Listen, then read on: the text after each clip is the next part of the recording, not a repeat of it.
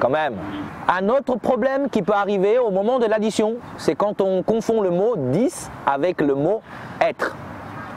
这个是7块. 这个17块.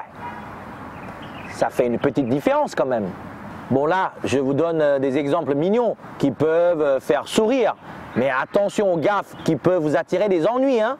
对不起，小姐，睡觉多少钱？ Vous voyez, dans cette situation concrète, la chinoise était étonnée. Mais pourquoi? Parce que ça, ravioli, 水饺. 水饺多少钱? Combien ça coûte pour les raviolis? Mais la française, elle a demandé 睡觉多少钱? Combien ça coûte pour coucher? Bon, je vous l'accorde, les deux sont bons, mais pas pour le même prix. Hein. Une autre erreur qui pourrait vous poser de gros problèmes. 我可以问你吗? Est-ce que je peux vous poser une question?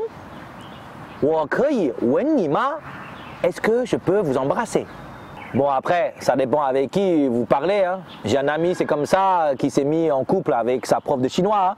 Comme dirait Jean-Claude Duss, sur un malentendu, ça peut passer.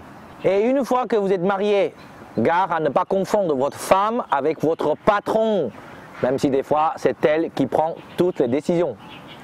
我喜欢在我老伴身边醒来 J'aime me réveiller près de ma femme. 我喜欢在我老板身边醒来 J'aime me réveiller près de mon patron. 老伴, 老板. Voilà, je vous ai donné quelques exemples sur les mauvais tons. Il y en a d'autres.